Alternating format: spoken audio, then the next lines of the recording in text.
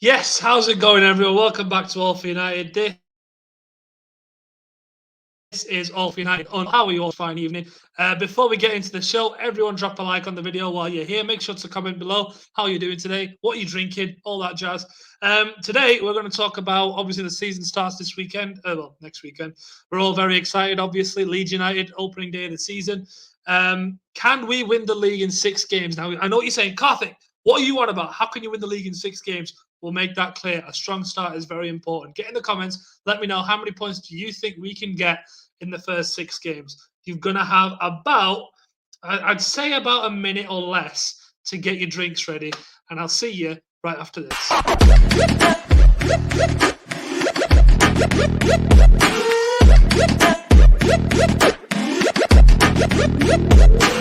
Click subscribe to get daily Manchester United content from Passionate Reds, only on All for United.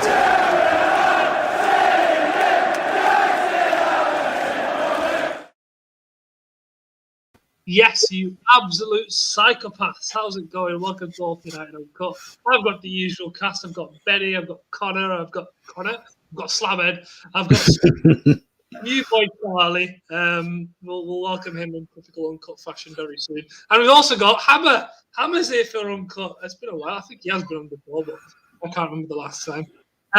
First things first, what's everyone drinking? Benny, Me, I've got Pepsi, pal. I'm still on my diet kind of thing. It's been a while since you've had something that's not water, so I'll take that. Yeah, it's true. Slabhead, what are you drinking? Do you know what? I don't know. It just says pale ale, so I'll take that. Hang on, where's the camera? Whatever that is. So this basically, I don't know. So I say I get a crate scent. This one's from Chicago, so it's all Chicago based. Whatever that means. Sure, no. Stu, you're trying to speak, but your mic's muted. I'm just saying, Connor, that'll be weak if it's from Chicago. Yeah, he's not even been a full 5 minutes yet. It's about 6.5%, 7%. This. Well, they claim that. I'd imagine it's about 2%, really. You know, I wouldn't be excited about beer from Chicago either, just to be honest. I've got the expert spoken. Yeah, I've got another. What is that? What have I told you about that glass, Stu? I love this glass. My favourite wine glass. It's a good. The thing is, though, it's 96 Reserva. This is. I don't like how he's holding beautiful. It either. Well, you can only hold it like that, really, you know. Anyway, cheers. It's a 96, a proper full-bodied red Rioja. Full-bodied red. Anyway, Hammer, what are you having? I for the sake of this show, I partook in my festivities before the show. Excellent. That's all we need to say. That's all we need to say on that one. Oh dear. New boy, what have you got? Unfortunately, I've just got water tonight, boys. Oh dear. You can't come on here with just water. You're not allowed to do that. Only I'm allowed water on this show. The rules are you've got to have some. Well, I don't know. Connor's drinking water as well, so I suppose on that We're not even 5 minutes in, and I'm being roasted already. Absolutely, absolutely. Right, Jacob's in the comments. Hello, Jacob. Nice to see you. Fred Woodward's in there as well. Usual suspects. Mango squash. Wait, good choice. Mango squash? Good squash. Good choice, and good flavour as well. I like mango. Right, let's get into content and sensible things. The headline says, "Can we win the league in 6 games?" Now, on paper, that sounds like a stupid question. And everyone in the comments can go, Karthik, what the fuck are you asking me? No, we can't win the league in 6 games. However, what I'm getting at is, with the rest of the league strengthening and, you know, with City getting stronger, with everyone else getting stronger, and our fixture list looking pretty reasonable, can we put out a statement and really make a strong start? Will that be what kicks us on towards the title charge? What do we think? I'll throw it to Stu first because he's the only one that's not muted. Go on. What do you think? Look, I'm always an advocate that you know you should be winning your first 10 games, actually, not just your first 6, your first 10. And that really does strengthen your position. I certainly think this season, I can't see Liverpool being as bad as what they were last season. I think City will just kick on again. No, I'm not really sure, actually, if I'm being honest, that Grealish is going to make a huge amount of difference to them. in terms of what they've got. So I just think they'll kick on.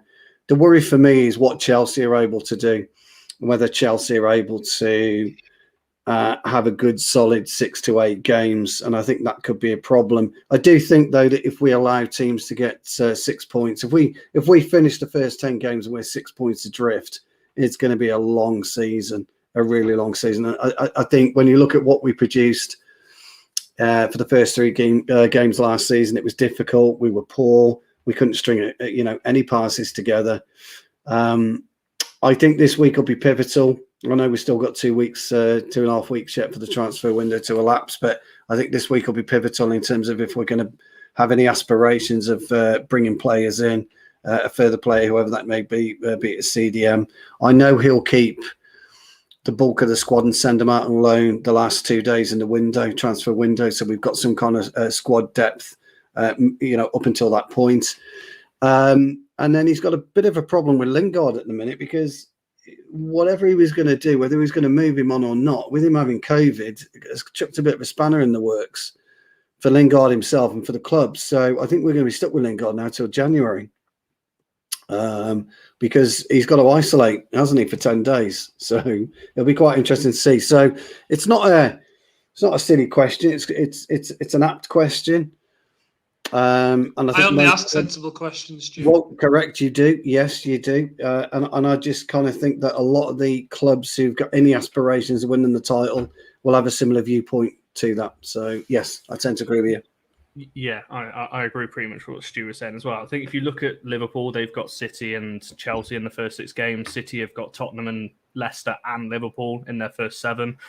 So, and you look at ours, obviously Leeds, Southampton, Wolves, Newcastle, West Ham, Villa. And then we've got that really tough run, and that's not taken into account when the Champions League starts to get going the end of October, November time. We've got Leicester, Liverpool, Tottenham, City all back to back. So we cannot fall. I think it was Guardiola that said that quote in his book or whatever it was, that you can't win the title, but you can lose it in the first 6 to 8 games. We cannot fall behind with the fixtures that we've got and the fixtures that our title competitors have got, if we've got a serious ambition of winning the league, because we're going to go into that tough run, the Leicester, Liverpool, Tottenham, City run. If we're 4 or 5 points behind going into that, we're going to have to win every single one of those games. And we're probably not going to do that. So it's important to get a good start. Obviously, we don't know whether Sancho and Varane are going to be involved against Leeds anyway.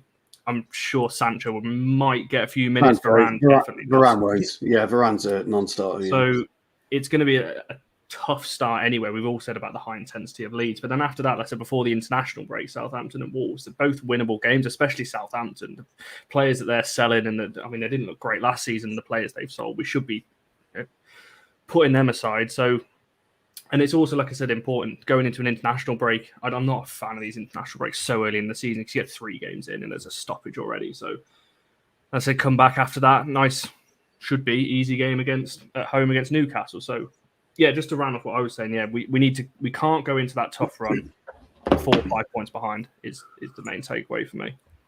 No, I pretty much agree. Is there anyone that thinks that we might struggle given the lack of fitness and things like that? Because there's the play. Let's face it, our first team's played one game. Here we go. I'm back. We're used to this. We're used to this by now. I'll finish my question. Are we worried because our first team has basically played 1 game? Yeah, I think I think we've seen with title-winning teams gone by.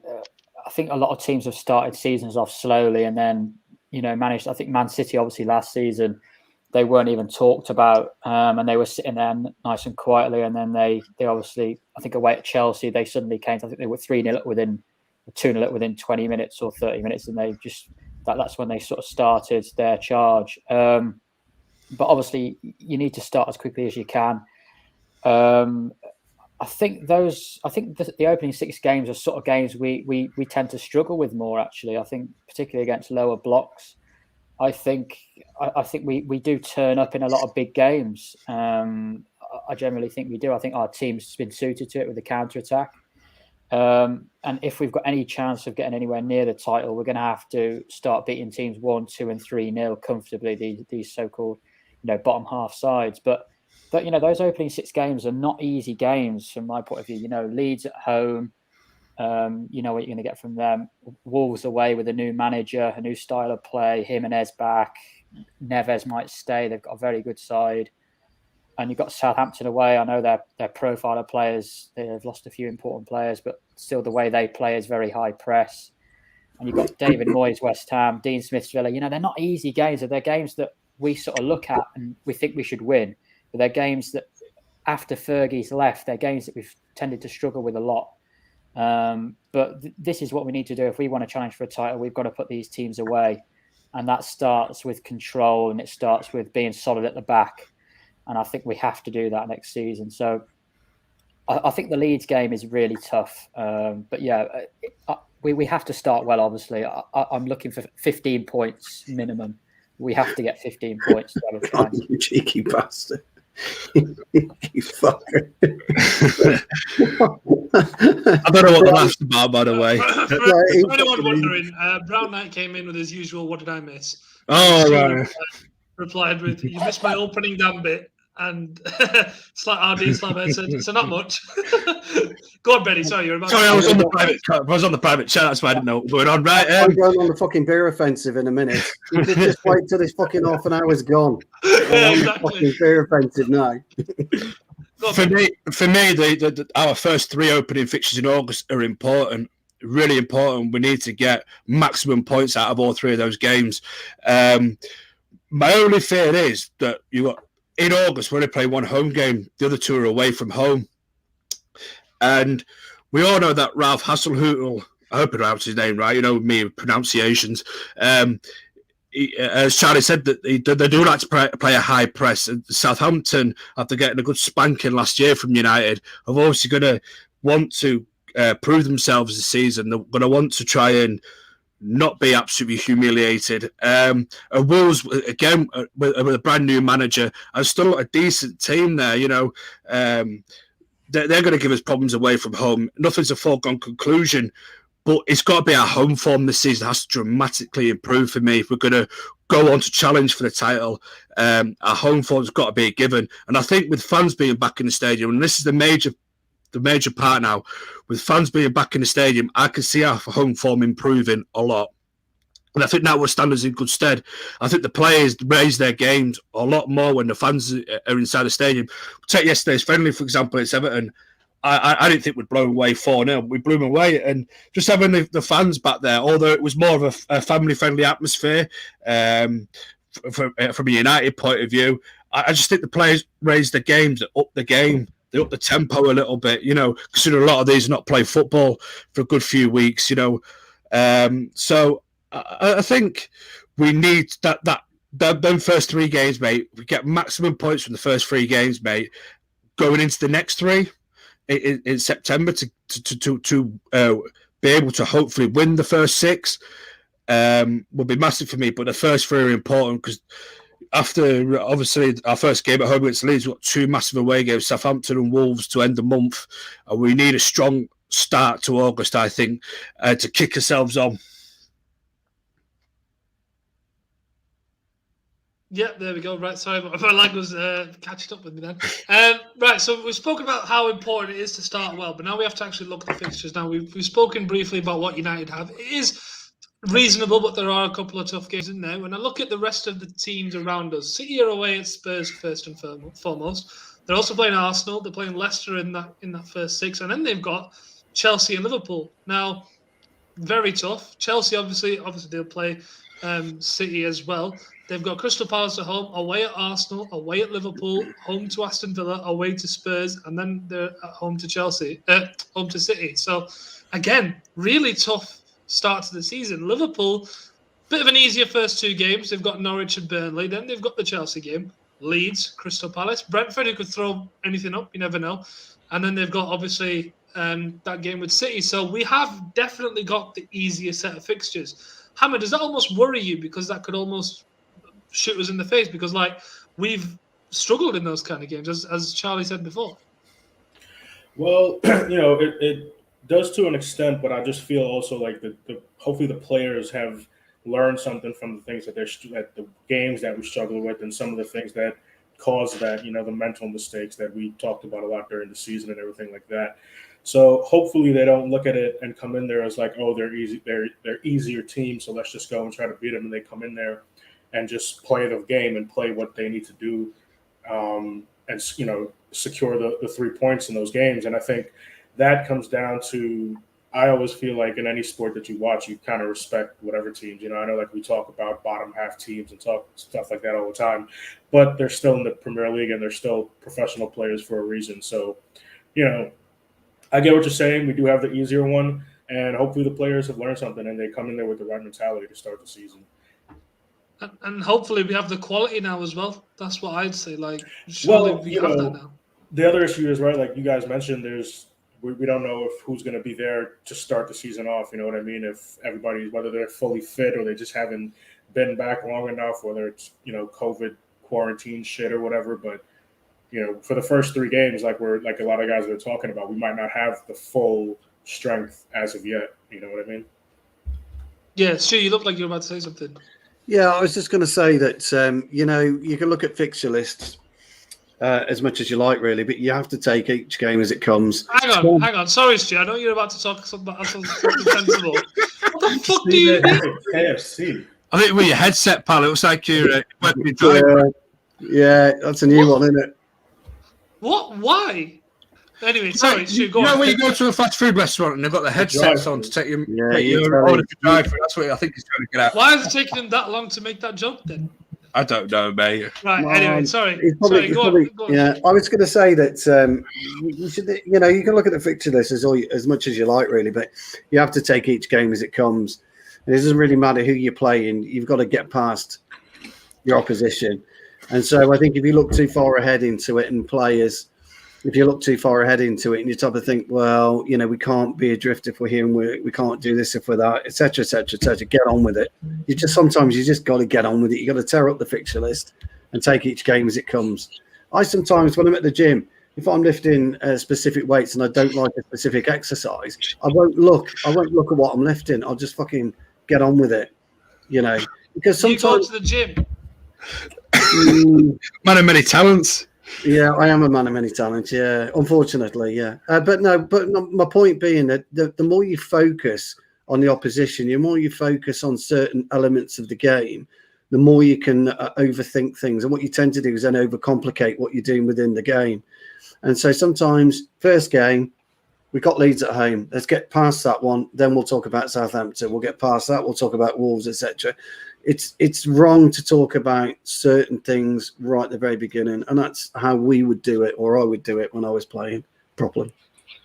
Yeah, I think Stu, the only reason I mentioned earlier on the latter fixtures, especially in October, is because we saw last season how burnt out we got. We're going to have to rotate a bit more this season if we're going to go the full season and go on and win the trophies that we all think we can go on and win next season. The reason why I pointed out those ones at the end of October, like I said, Liverpool, it's Leicester, Liverpool, Spurs, City, Watford in the middle, then Chelsea, Arsenal. We're going to have Champions League in the middle of that as well.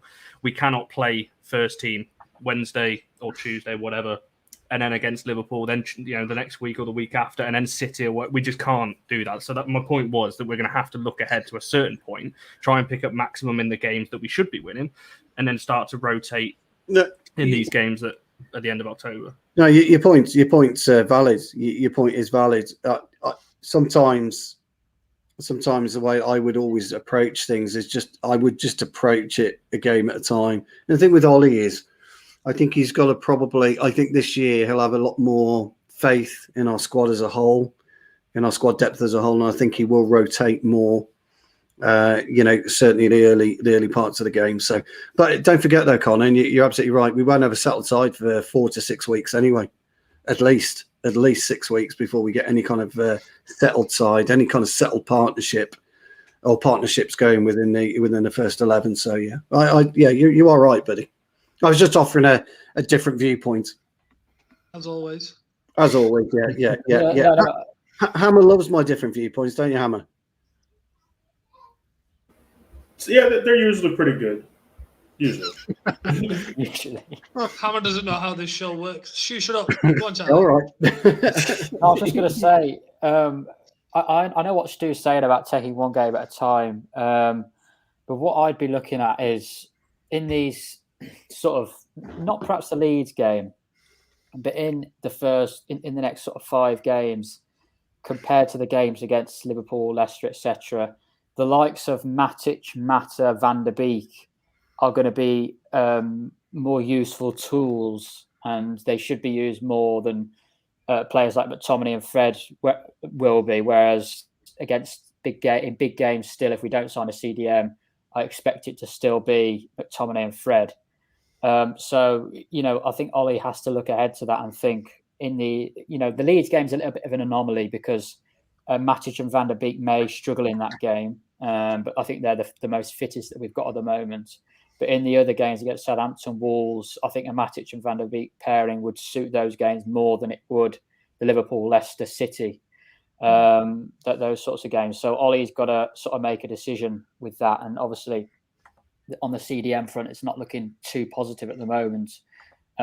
So I think the best approach we've got throughout the season, I don't think we're ever going to have a settled midfield. I think we're going to have to chop and change and chop and change depending on the opponents. But yeah, I mean, Leeds next week is a real tough decision for Ollie.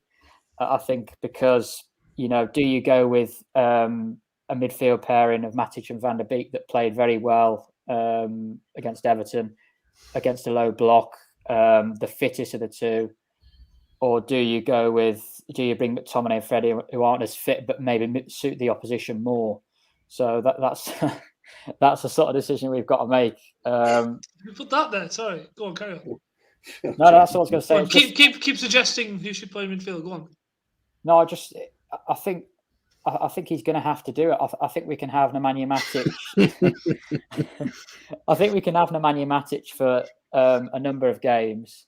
But I think the likes of Liverpool, City, I think 7 or 8 teams in the league, I don't think Matic and Van der Beek would suit those games. So I would chop and change it a little bit. He'll compromise himself too much. So this is the issue you're going to have. If he keeps chopping and changing with his midfield, he's going to compromise his attacking threats. And the idea of bringing in, I can't read that. You spelt Jones wrong. Oh, yeah. Anyway, let's move. No, you haven't.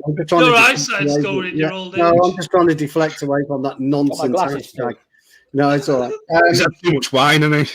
Yeah. What I was going to say was that he'll be compromised, though. That's the only problem. He'll compromise his attacking ambitions at what he wants to do this year. So, look, he's going to have to nail his mask to a single holding midfielder. And we can argue till the cows come home who that will be.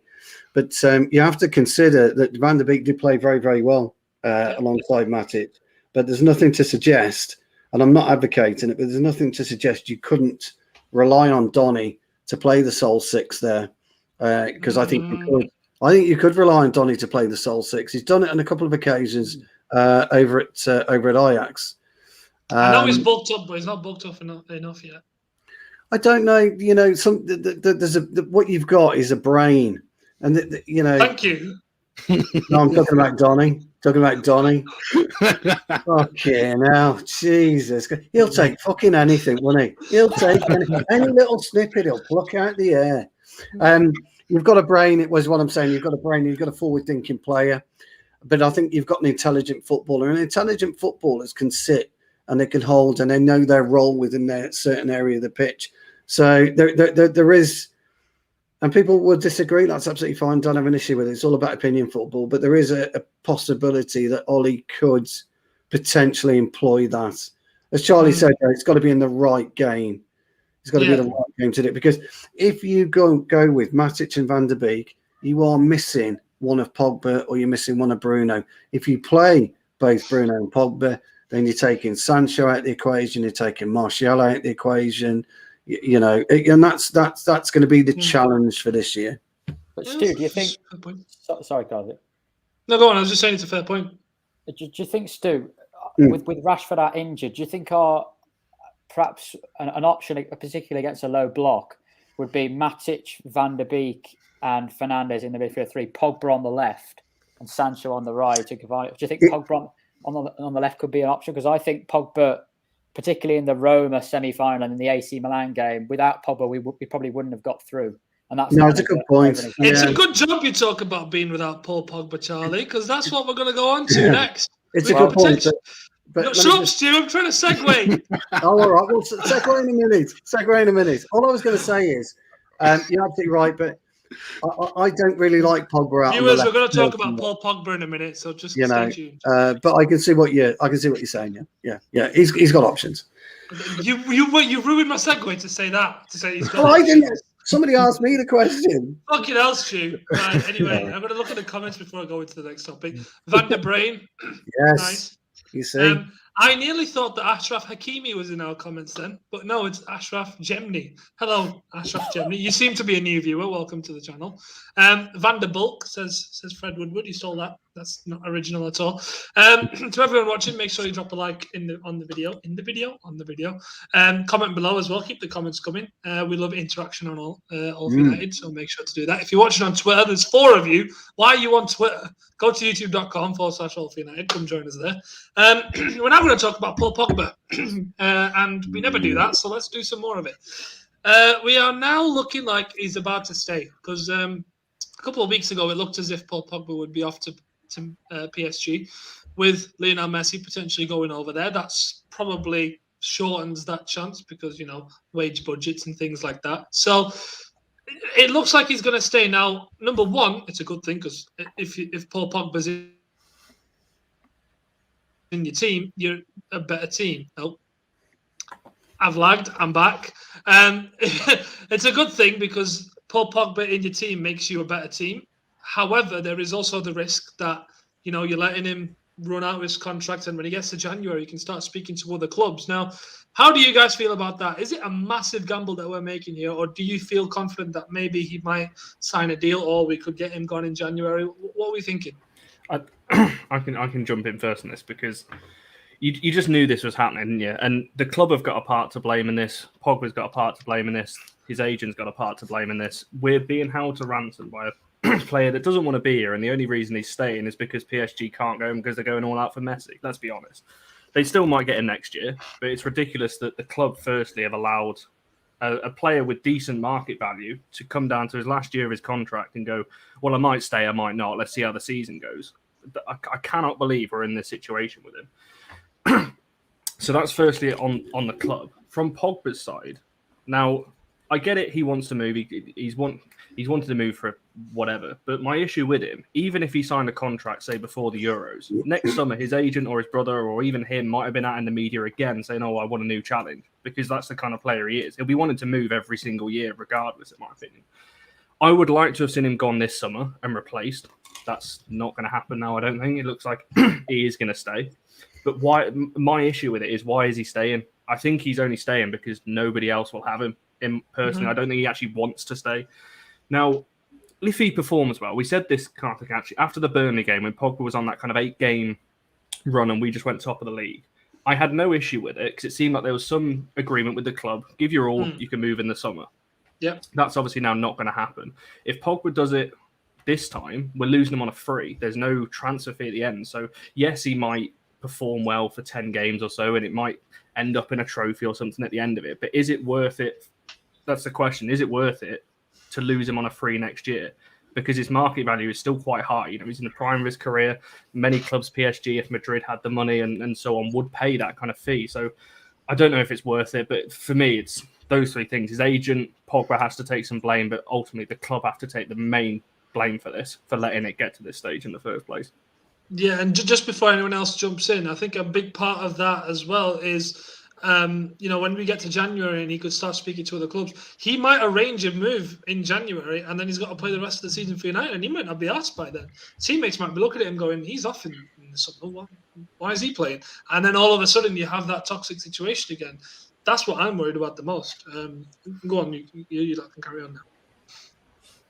Well, I was going to, do a couple of different points on the Pogba thing. The first one is, I always end up looking at stuff at the end of the day, especially with transfers and stuff, as like a business point of it. So yeah, I agree. The club should have dealt with it sooner rather than, and now it's going to end up, now it's later and it's too late. So now they waited too long and we're going to end up probably losing him for free. I put a lot on Raiola as well. That I fucking hate that guy.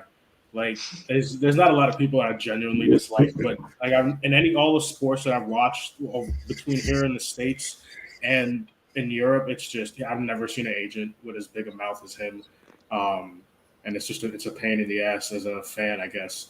But also from Pogba's point of view, I don't like how he's going about it, but also I think and if you look at some of the stuff he's done while he's at United as well, he's very much a marketing person. Like, he understands the business side of shit, and he understands how much of the marketing name and image he is, all the shit.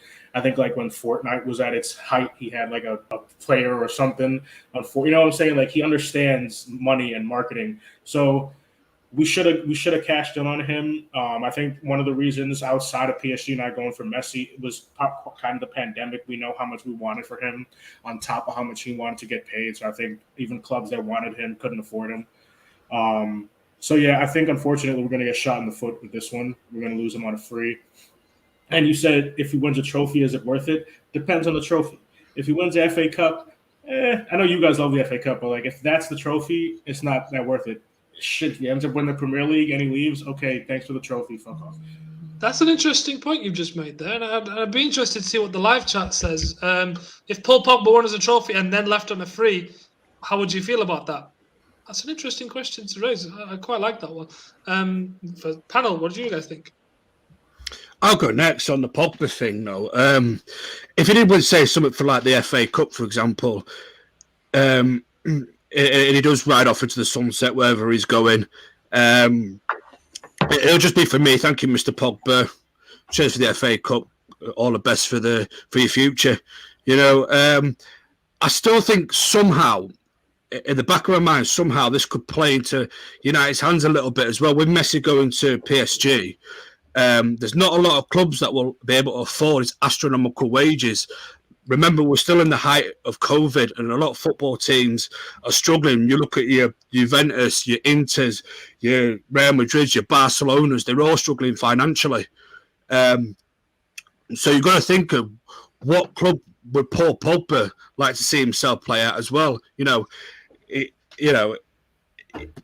It's only going to be one of the oil teams that's going to be able to afford his wages, I think. If he's knocking back what Manchester United are giving him, if it's true that they're quoting him 400k plus whatever it may be, and he's knocking that back for a bigger payday, where's he seeing himself at? He's far too young to be going to China. He's far too young to be going to America.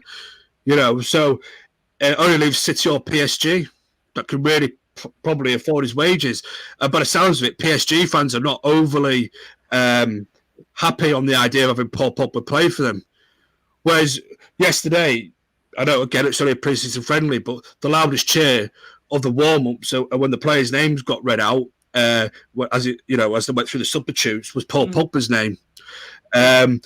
So I don't know. It's a strange one. I think the club have got to take responsibility, though. I mean, which idiots let him run down his contract this far? Seriously, if he was looking to get rid of Paul Pogba, it should have been done last season.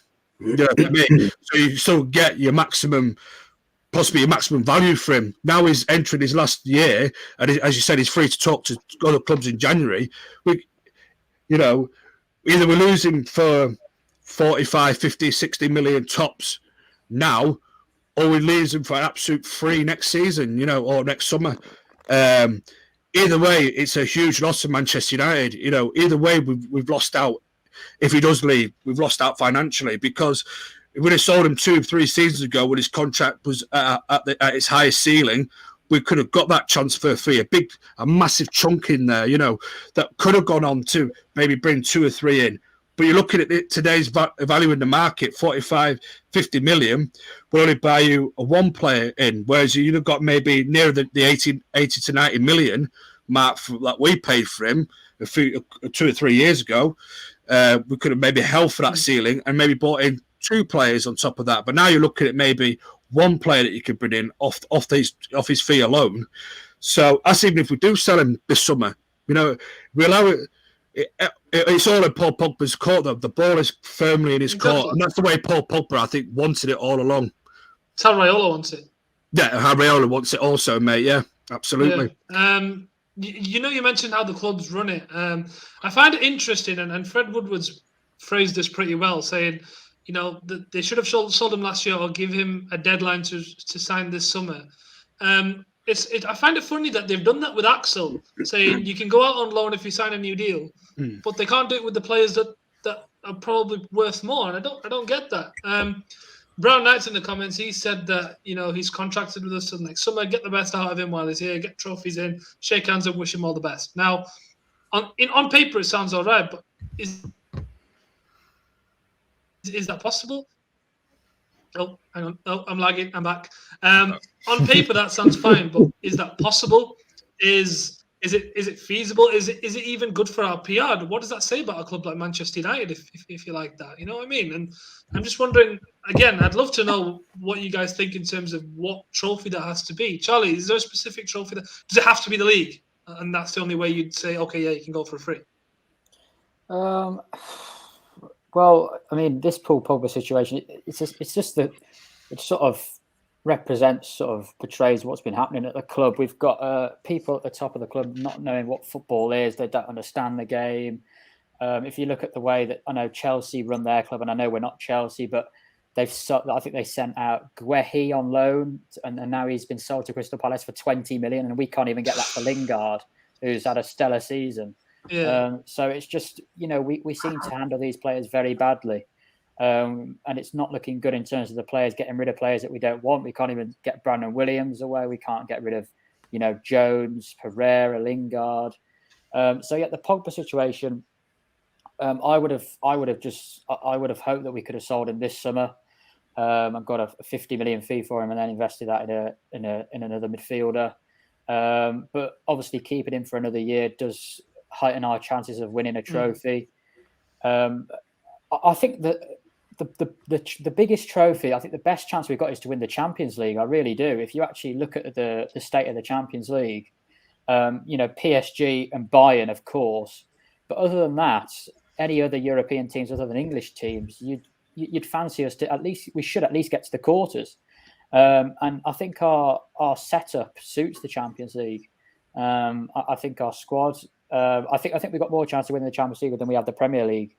So yeah, I really do think I wish Pogba would have gone, not for the benefit of Man United, but for the benefit of his own career, and it would have brought in a fee, which we could have obviously invested in another midfield player.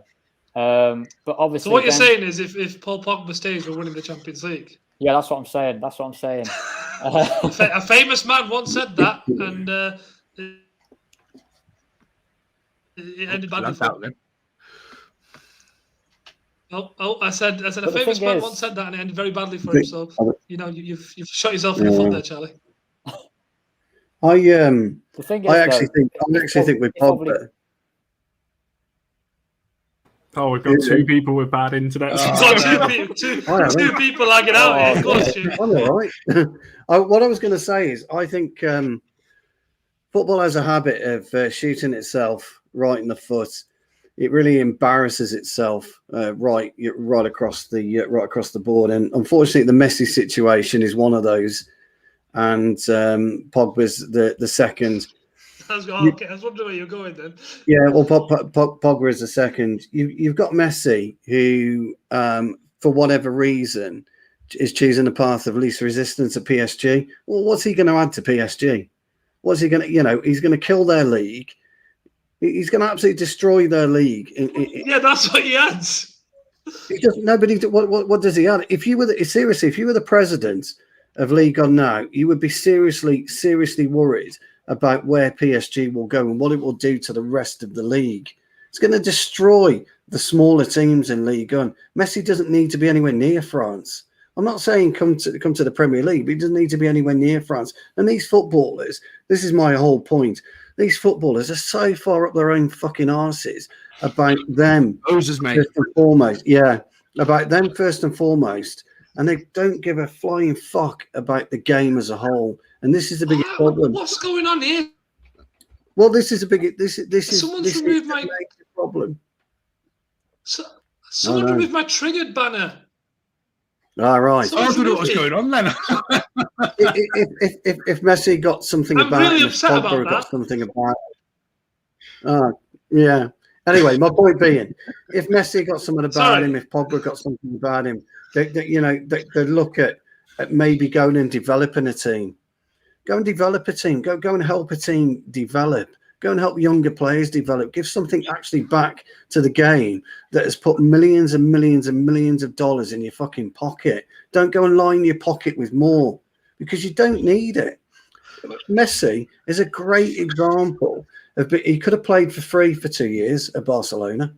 He could have. It's none of this fucking crying don't do that. on TV. Stu, come on. Come on. He could. You know None what? of this. Come on. None of this No, crying. no. You can't ask Lionel Messi to play for free for 2 years. He paid. Hold on. He's earned 100 million a year for the last 5 years, or whatever. That's on his basic contract. Sonny Montari at Portsmouth went to court because he wasn't paid. What do you think Messi would do? Well, it absolutely sums up football, doesn't it? It sums up football at a level. Stu, can I just jump in quickly? This might actually be a question for you. So there's two issues here. One is with Pogba and his, like you said there, developing a team. He's seen Sancho come in. He's seen Varane come in. He obviously gets on with Ollie. He clearly gets on with the players as well. What's annoyed me about Pogba's side, I'll go on to the club in a minute, is why has he not looked in? Gone, right, this team could go places. I'm not really wanted. Madrid can't get me anymore, or it seems. PSG fans, as Benny said, don't really like him over there. He doesn't really want to go there. What you've just said is my exact point. Yeah, so why would he not choose to stay? But there's the other side, which is the club side. Now, if you look at it as a business, and Stu, you'll understand, you're a business guy. As a business, Pogba is an asset to Manchester United because of the transfer, the fees that he could bring in if you sold that asset. No other business would let that asset hold you to ransom and then potentially lose that, let's say, between 50 and 80 million pound asset for free the summer after. Like, I can't remember, somebody said in the comments earlier on, it either should have been sold last year or given a deadline this year and go, well, if you're not going to sign, then you're going. So I don't know any other business in the world, forget football, that lets their assets hold them to ransom. It's just ridiculous. So there's two sides to it. There's Pogba's side and there's the club side. There is, but the problem is, as soon as football allowed players to become multimillionaires, they fuck themselves right in the foot. And people have got to understand this. They've made a huge mistake by making players multimillionaires overnight. You can play for Watford, sign a 5-year contract. If you've got anything about you, you can retire after 5 years in football today. You can retire after 3 years in football if you've got anything about you, any kind of financial nous. And the problem is, he's got so much money. He will always dictate to our clubs, and players will dictate to clubs right across the board. Lukaku's dictating to Inter Milan now. I want to go to Chelsea. Sell me. It's happening all over football. And somewhere along the line, a club has got to make a stand. They've got to make a statement, and they've got to, make players more accountable than what they are. Now, whether clubs run rightly or wrongly, I get your point, Connie. You're absolutely right. But the point is, footballers will do what they want. And let me just take Brown Knight. It's not bollocks, dude. What I'm talking about is horrible. Yeah, what I'm talking about is the lack of interest. The lack of interest. If a club continually wins, it's not about TV revenue. It's about sports. It's about sportsmanship. PSG are building a team slowly that's going to dominate world football. Absolutely dominate world football. I just think Messi he wants to take a long. Well, what's the point? What's the point in buying competition? Yeah, what's the point in dominating world football? Yeah, but Stu, did Real Madrid try to do this with the so-called Galacticos, and they won hardly anything? But it only worked for a small. In the world doesn't mean they met the best team in the world. It only worked for a small finite point. The problem is, though, you're on a completely different stratosphere, Benny, than what you were when you were paying 37 million for Figo, 44 million for Zidane. You're now paying 100 million quid for Jack fucking Grealish. What that means? Fucking poser. Yeah, but what that means right now, and let's put this into context. What that means right now is Ben White, if he'd gone after Jack Grealish, would have been 70 million quid. Not 50 fucking million, 70 million quid. And this is the problem. Hammer's raising his hand. Go on. All right. So first off, Yes, I'll Hammond, say, you may speak. all right. Relax. Yeah, you don't need to raise it. Okay, so those price tags, that's mainly because of Neymar, right? PSG fucked that up for everybody when they paid. Of course it did. Yeah, of course it did. Right. So that we can't change anymore because now the market is just permanently inflated, and that's just going to be a bitch forever. But I will say I do to an extent, so I think there needs to be a balance, but I do to an extent disagree with what you were talking about in terms of the players. I get what you're talking about in terms of some of them getting those massive contracts that you can't do anything with, but god damn it, that shouldn't have made me laugh. I've heard that shit before. What was it? Hamilton. All right. No, but that's a Hamilton reference. Careful. Get that Jarvis quote up. Get that Jarvis thing up. That's a Lewis Hamilton comment. No, I'm not going to bring it up. Just finish Get that up. Get that on screen. Stu, shut up. Hammer, carry on. No, so I'm just saying, like, so I think I think especially with Pogba, right? If you guys look at some of the stuff that he does, right? So for example, all the NBA stuff that he's into, and I think he looks at a lot of stuff that goes on in the NBA, and that's probably contributing to some of what's going on in football. And when I say so, I actually, to an extent, don't mind it, right? When you get to the level of like what Messi was getting paid, that just cripples a club, right? That's what's happening with Barcelona. They couldn't afford, and there's all that. But to a certain extent, I don't mind the money that players are trying to get, because for a lot of them, and I understand in Pogba's case he has a lot, but for a lot of them, they came from. It's not necessarily a football thing when they get to this level. It's I came from dirt poor, and I want to change my family's future forever. So that's why they're going for that type of money. But when it comes to just, I don't know, man. I just felt like players trying to get their money, I don't mind once it doesn't get to the point that Messi got to.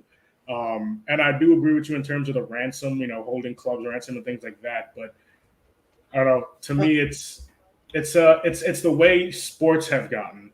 And I think Hammer, I like the way the American model is in terms of players, because they go for a guarantee, don't they? So there's no signing on fee, etc. But they go for a guarantee over the course of the contract. So they've got a guaranteed lump sum, whatever that may be. And then everything else is instrumental on them playing, not being banned. Because if they're banned, they don't get paid, do they? If they're injured, they don't get paid, etc., etc. And I'm that's how football used to be. Yeah, that's right. And I'm wondering whether we need to see something like that come back into it, because then you would see a certain. Clubs have got to look at it. I mean, there was a big hoo-ha, wasn't there, in the States years and years and years ago about player salaries, and I think it was the NBA teams, because they were paying astronomical money. But I just like the way the American salary system is done. And I think sooner or later that football will need to take a long look at it, or it needs somebody like Barcelona to it won't happen, but liquidate, or Inter Milan. Right. Well, why have we gone on to this now? Right, Stu, relax. I'll ask a quick fire question to this is to everybody on Pogba, so it's easy for me to edit the bloody video afterwards. Yeah. Sorry. So this is to everybody. If Pogba were to be sold next week, what transfer fee do you think we would get for him? This is, obviously 1 year left on his contract. What kind of fee do you reckon we would get for him this summer? I'll go first. If we sold next week, he'd probably go for 40 mil. That's about it. Benny? 50 to 60. Really? Okay. Yeah, I think so. I think United still hold out for top prize. Okay. Charlie? About 45, between 40 and 50, I think. Stu? I think we'd get Varane money for him, 38. 39. Really? Yeah, plus 5, plus add-ons. Okay. I think we'd get Varane money. Interesting. Hammer? Nah, I think United would try to fuck somebody over. I love it. 80 million. Go on. No, I was gonna be like 70 max because of the I feel like they were gonna try to get somebody to pay it. And that's probably why he won't be sold. But we'll see what happens. Yeah. Now, there's a comment here that I need to read. But first of all, it's been over 45 fucking minutes, and we're still talking about football.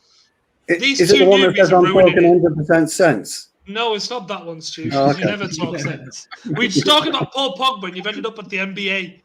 Sorry. Right. Anyway, James is in the comments. He says, "Charlie, please do a thread analysing exactly why Carthy's internet is always shit." Yeah, I saw that. I expect to see that by the end of the week. No, but this does remind me that we have an Uncut tradition here, and Charlie is of course our new boy. So we need comments. You know what happens. I hope you do anyway. Drop in your suggestions, but you know who I'm going to say, so we're going to go with that in a minute. Charlie, I have a request for you. I'm going to need you to take off your glasses. Yeah. Okay. I'm going to need you to turn to your left. All right, Mickey. This is just. Yeah. I need you to fold your arms. Okay. And I need you to turn. Oh, hang on, my voice is lagging. I'm going to need you to turn your face slightly towards the camera and look directly into it. Turn your body to your left as well. Turn your body to the left. Yeah, keep turning. Right. Okay. No, just face that way. Just face that way. Okay. Okay. Now I need you to turn your head to the camera. Now give me a really serious face. Really serious, like you're angry. Yeah. No. Yeah. There you go. Yeah. You can be angry. Oh, Jesus. Oh, dear. Charlie's definitely better looking now. God, Charlie, you're miles better looking than him. Oh, dear, man. Look at the state of that. Look at Brown Knight.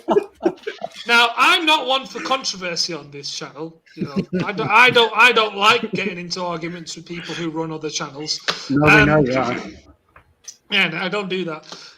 But Charlie, you do look a lot like Mr. Mark Goldbridge. Is there any reason for that? No, I don't know. That's bad news. I mean, Are you related in any way? No, I think he lives not far from me though. Actually, I think he's about really. Half an hour from me. Right. What you're going to do is you're going to go knock on his door tomorrow and go, Karthik from Alfie United wants to chat with you. And I'm going to ask him why he's stolen our Joe Smith. That's someone else. Joe O'Neill. Well, he's not. Joe's. I haven't seen Joe on there for a bit now. Oh, maybe he's been sacked. I don't know. Because I try and follow Joe, obviously, for I'm joking. We don't talk about other channels here, right? Well, no, that's true. Okay. Jacob, you have a serious question. I don't want to hear it. Sorry. I'm joking. Oh my God! Right. Okay. Come on, Jacob. I was going to say what you got, Jacob. Goldbridge is your dad. He just ran away before you were born and changed his name to Mark. I think James has been drinking the old Fosters. No, you're right. Today, isn't he? On an even more controversial note, Fred Woodward's here. Brent DiCharlie. Brent DiCharlie. I don't know who that is. No, Brown Knight. I don't Brown Knight. Yeah, we're not going to bring that. Yeah, I don't, dude. Honestly, mate. I know a few of our viewers do watch the other channels, and I'm not going to comment who. But come on, Jacob. What you got? Let's see it. Come on, Jacob. Come on, Jacob. Right, go on, Jacob. What's your question? We're ready. Right. We're ready. I'll decide whether it's worthy of the show. Can I just say that segment though was what Alfie United Uncut's about? Sometimes we do go off a tangent. No, it's not. No, that's not what Alfie United. That's not what Uncut's about. Right? Damn. No, it's not. Talking about the NBA when we're talking about Paul Pogba, it's not what it's about. How long's his question? Bear with me. I was trying to get myself out of the Jacob's writing a whole fucking riddle here. Not an essay right here. I'll just say it wasn't necessarily about the NBA, it was about money. Like I was gonna say, LeBron's about to be a billionaire, and I'm pretty sure Paul's looking at shit like that. Wes is in the comments. Donny van de Beek to start against Leeds. Wes, when are you going to get Harry Redknapp to be on our show? Oh, hang on a minute. I'll use Carthy. Come on, Jacob. What is this question? Come on, Jacob. What is this question? What do you mean? Hang on, does he mean I have to answer it? No, I think he means. I don't even know. And I don't get it. Right, James. Hang on. If James is here, why is he not on the panel? Yeah, why are you not on the show then? Why are you on the panel? Yeah. Hey, That's just well done, Connor. Call him out, mate. Well done. I'll give that bill of yours a little bit of credit now, just a tiny bit. I've got another one here for you, credit. Stu. I don't know What what this we got? is. It's another Chicago one, whatever that is. It's can.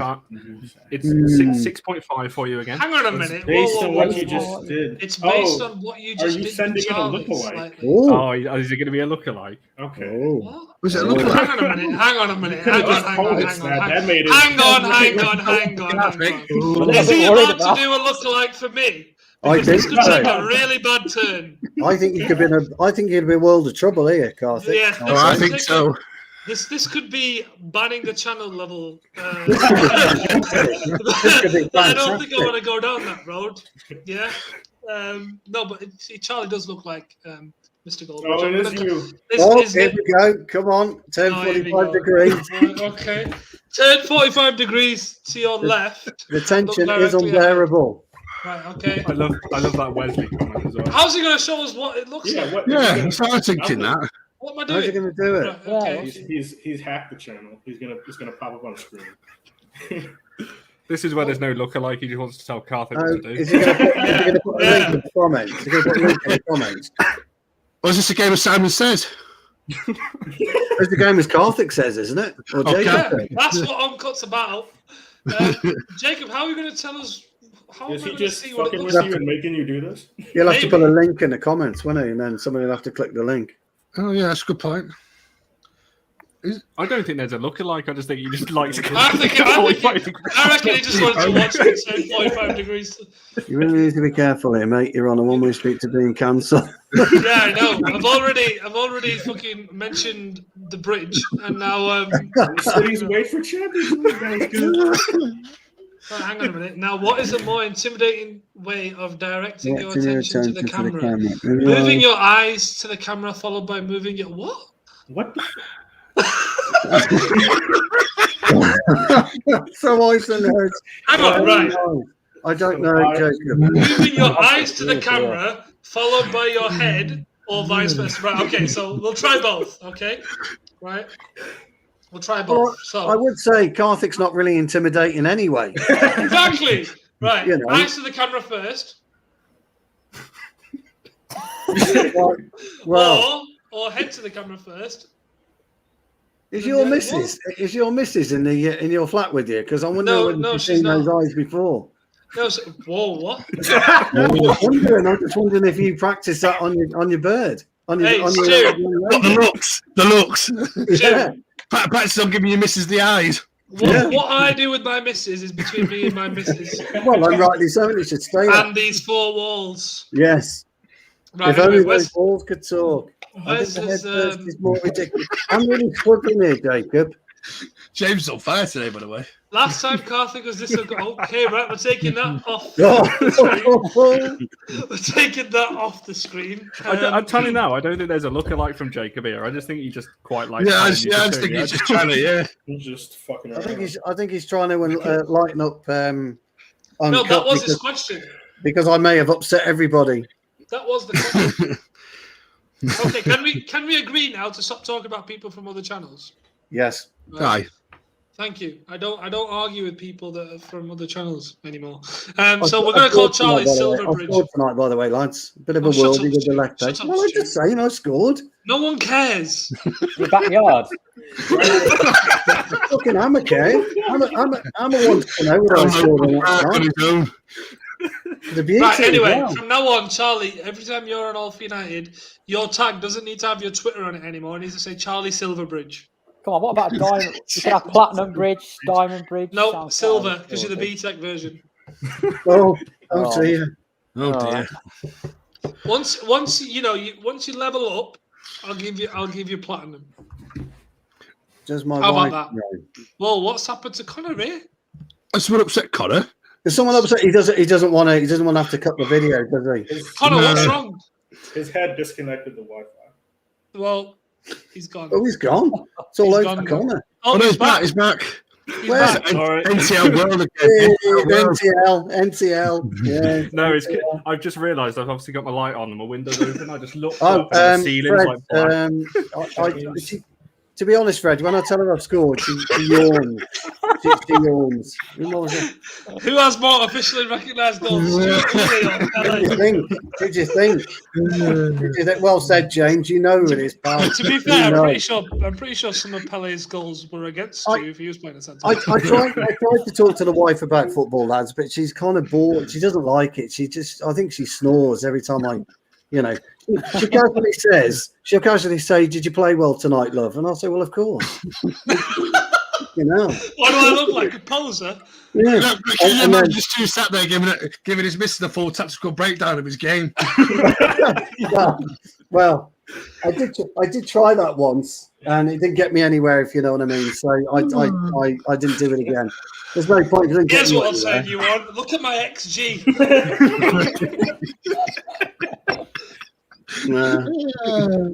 Here's another question: who lifts heavier in the gym, Stu or Eddie Hall? Wow, I don't know. I lift in the gym, really. It depends. It depends. Water bottle, probably. There's another name that should be in there. Stick Hammer's name in there as well. I've seen him lifting in the gym on his videos. Yeah, I've seen Hammer lifting in the gym. Yeah, Hammer's good. Hammer's good. I'm a bit of an all-rounder in the gym, to be fair. Of course you are. No, I am a bit of an all-rounder. We don't do anything he can't do. Just kind of do just the odd one or two bits and pieces. Yeah, a bit of an all-rounder. Yeah, I lift spirits, Jacob. Exactly right. Well said, mate. Well said. I lift spirits. Stu's lift spirits. I do. I need to drink a spirit. James Rich says hammer time. Can we stop saying hammer time? It gives Connor twitches. I was going to say. Every time the word hammer time is said, Stu just goes. He just hears a meow. Don't bring F1 into it. Connor doesn't. And he starts going. Every time he hears the words hammer time, he goes, Mercedes, fuck them. He doesn't like it. Fuck Mercedes. Oh shit, sorry. I need to clear. What are you talking about? Hammer time is Lewis Hamilton. Is something that is used for Lewis Hamilton for when he needs to actually, beast mode. So wow, when he turns the engine up a little bit and puts some more, Oh, here we go. Where's your triggered thing? Come on, get your triggered up. Yeah, I might do. If someone had right, first of all, to all the All for United hosts, you're in danger now because you deleted my triggered. I'm pretty sure it was Jonathan. He must have done it by mistake when he was adding all his other banners up. Right? This triggered banner goes nowhere. You know what? I'm triggered. Don't you dare delete my triggered banner ever again, whoever that was. You haven't got Charlie on triggered yet, have you? Hey? You haven't got Charlie on triggered? No, he doesn't get triggered. It's only you and Connor. Well, Connor only gets triggered on F1, and I get triggered. About every fucking thing. About everything. What doesn't get you triggered is my question. How many has James had tonight? He's on a roll here. Every army in the world could have solved Stuart's playing a single. What the fuck is a single pivot, James? James, you know it, son. You know it, James. Can we talk about that, by the way? Right. I was on Twitter yesterday and I saw a bunch of stews on Twitter. I saw this, Carthy. A bunch of stews on the internet saying that double pivots and false nines aren't real, and terms used by FIFA and Football Manager virgins. What? Surely, hang on a minute. How are they Football Manager virgins? Surely, if they're using false nines, they're quite good at it. So they've done it a lot. So, Karthik, what you're saying is, I've got a bit of a following, and so they're kind of just preaching, my gospel, and they're right. They're not right. Are you trying to tell me a double pivot isn't a thing? Yeah, basically, yeah. Oh my God, Stu! No. Well, I know you're old, but you're not that old. Well, look, let me just a brief explanation, right? When I started playing football, and fucking hell! Yeah, which might have been a while ago. You played with a very, very simple and basic 4-4-2. Yes, that's how you played with it. That's what you did. 2 fucking wingers, 2 midfielders. Right, what do you call the 2 central midfielders then? Central midfielders. And it's literally a double pivot. Well, they played together. I mean, that's what it is. You got actually in a 4-4-2. Believe it or not, you have 4 at the back. 1, 2, 3, 4. You have 4 in the middle. 1, 2, 3, 4. Oh, for fuck's sake, you have 2 at top. 1, 2. The end. I'm the goalkeeper. Sorry. The end. And Hammer knows what I'm talking about because Hammer was the centre half. Same with Benny. Do you know exactly what I'm talking about? No, yeah, see, but that's the thing, though. So for me, though, Stu, it's the modernization of football. So that's what it is.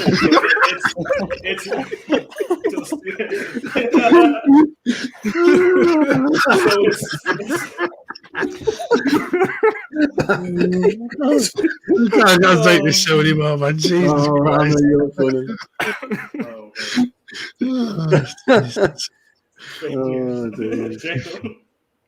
Oh my god! This is what happens. We get past half an hour, 40 minutes, and the It comments just goes to drive- pieces.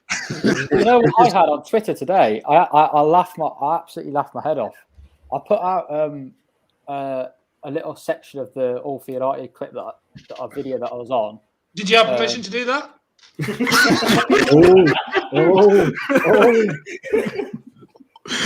How do you know that? I didn't get a message. How do you know? I got us 2 new followers on the train when I went to Old Trafford. Fair play, right? All's forgiven. Anything for followers and views. But they subscribed, 2 new subscribers. But anyway, somebody commented saying Donny van der Beek, blah blah blah, and they said that Donny van der Beek wasn't a good player because of how cheap he was on fantasy football. Oh shit! Well, there you go. Fucking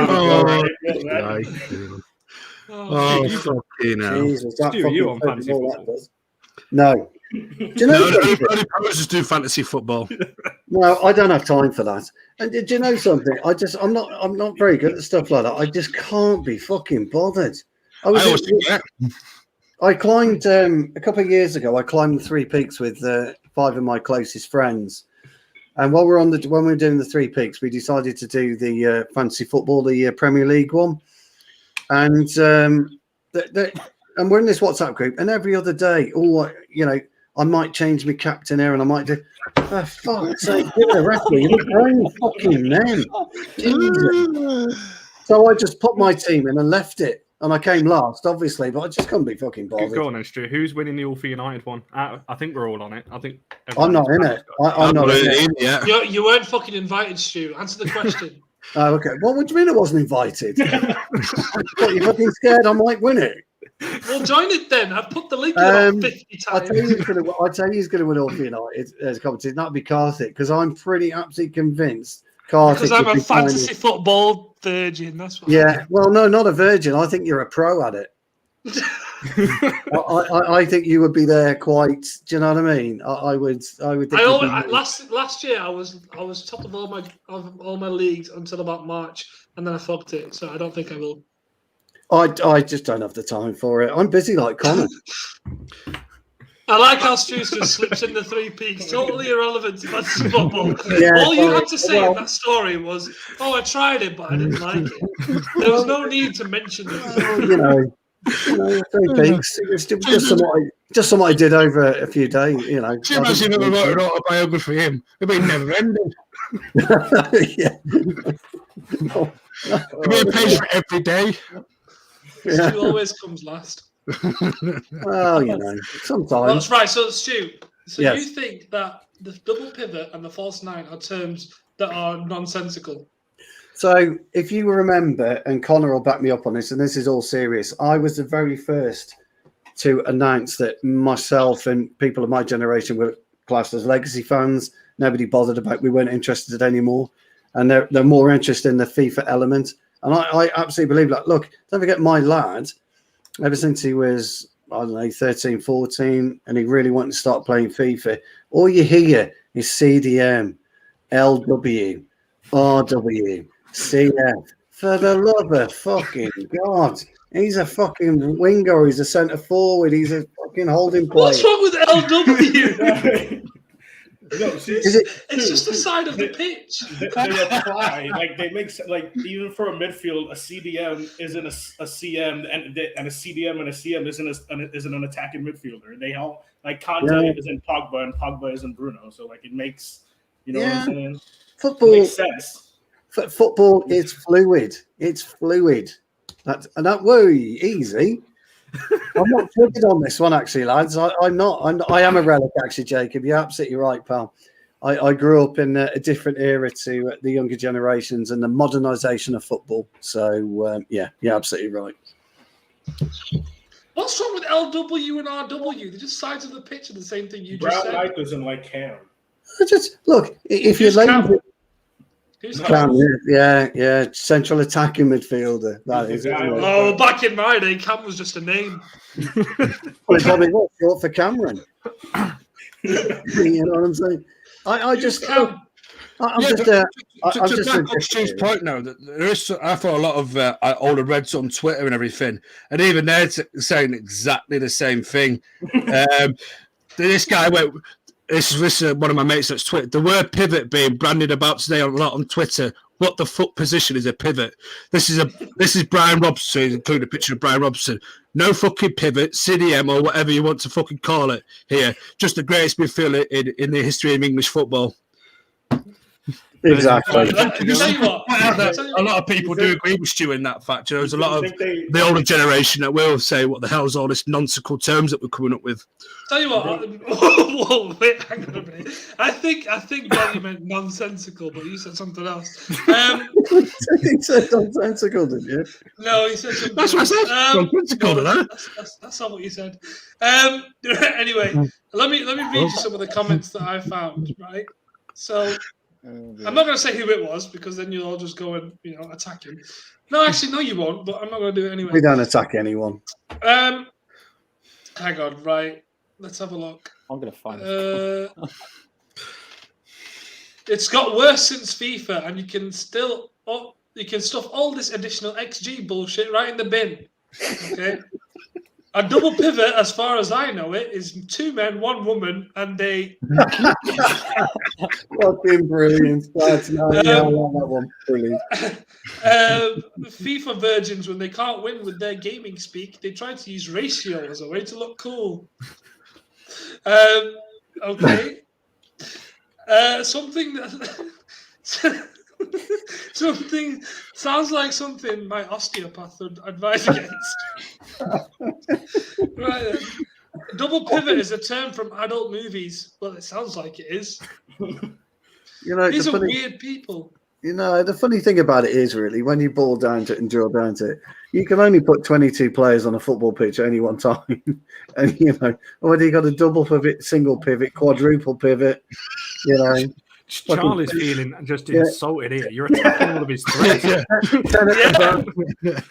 the back, a goalkeeper piggybacking his central defender. You know what I mean? You could still only put 11. Serious.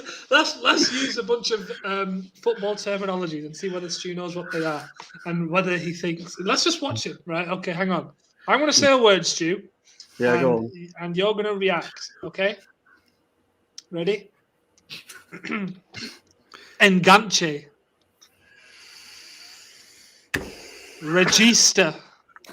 Fuck you now. Jeez. Mezzala.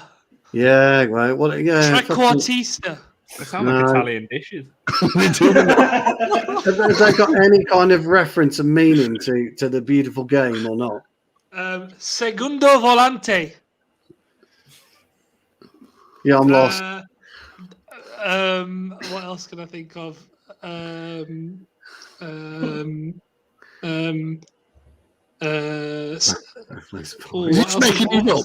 What else is on Football Manager? Pressing forward. Deep lying forward. Yeah, let me just explain. Defensive winger. Let me just explain to you what pressing forward is. This will get him. Defensive winger. Oh, no, thanks. No, you can't have a defensive. Wide Dan midfielder. That is Dan James. Wide midfielder and winger. Those are two different things, Stu. Well, they are. Yeah, actually, they are, because the traditional winger, right, has chalk on his boots. When I first started playing, that's what he used to say. If you're out on the wing, get chalk on your boots. Come back touchline. Get up the wing, cross the ball, the end. That's true, mate. That's true. It is. I always got taught to play football if you was a winger. Get your chalk on your boots, Stay out as wide as you can. Get to the bar I line. saw something on Twitter yesterday that made me giggle, right? And it was that Maguire scored from the corner. Hello, Right? John Silk. And somebody tweeted, "Oh, great! Our set piece coach has put something." John Silk, behave yourself, man. Jesus Why Not even Christ. the same sport. Did anyone see that about Ramsey? Wow, Ramsey's doing his bit on the training pitch because we scored from a corner. What? I saw Yeah, him it might yesterday. be. Like, in what way? They practice set pieces. No. What all that happened was Luke Shaw, I think it was Luke Shaw, took the It was corner. Luke Shaw. Believe it or not, he put it in the 6-yard box. Wow. Yeah, And at that point, how many times have we done that and not scored? I know, but at that point, Harry Maguire stepped 10 yards and planted a header in. The end. Eric Ramsey spent a week fucking coaching that. Do me a fucking favour. Please put Jacob's tiki-taka comment up. Oh my god. Stu thinks tiki-taka is an adhesive. Well, yeah, it is. It's Scotch tape. You're right, Jacob. It's Scotch tape. Tiki-taka. Look, let me just clarify. Look, I love football in its purest form, and I just love football how it is. And I'm not really into this kind of double pivot thing and this, I just, you have 11 players on a pitch and that's it. That's all it is. Do you like non-leagues, Stu? Like, you go to a lot of non-league games? Because that's all that I actually really like non-league because it's proper old-fashioned. It's like, honest. tackles It's honest like, football. Yeah, non-league's honest football. Yeah, it is. It is. Non-league. We won't talk about non-league. Anyway, Well, I'll tell you what. Let me just throw it to the floor briefly. Honest opinions. What do you think about the pivot then? I mean, honest opinions. Pivot. Does anyone actually know really what a pivot is? I'm not bothered by it. Exactly. Like you don't. If you understand football, you just understand football. It doesn't make me angry. It doesn't make me happy to use. Get him triggered. It is what it is. It is what it exactly, is. Charlie. That's my point. That's exactly my point, mate. It's exactly my point. Stu, yeah. What is honest football? Honest football. Honest football is a centre forward and a centre half battling for 90 minutes. The ball comes into a centre forward. He has a quick look over his shoulder. He drops the elbow into the guy's midriff. The centre half's coming in with his fucking elbow on the back of his head, and you get on with it. There's no moaning. There's no fucking rolling around, crying because somebody might have accidentally pushed you. It's just honest football. Stu, I bet you'd love my local team. I don't know if you've probably all seen the video somewhere. My local team, Worcester City, they were playing. I think it was Stockport actually. When a player, I think his name was Khan, the right back, snapped just one of those non-league tackles, took him out, and then he got up and just body slammed him on the floor on the side of the pitch. Is that kind of your kind of tackle? Is that the response you do? You get swat. I'll send you all the video if you haven't seen it. It's brilliant. I was playing right back. Welcome back to Uncut, Red Lords. Yeah, I was playing right back about 10 years ago. It was a beautiful. Oh my god! I think I've told Charlie this story. It's a beautiful summer's day. Oh yeah. Yeah, but could you cross a ball? Well, it's not kind of that kind of story. Shit right back then.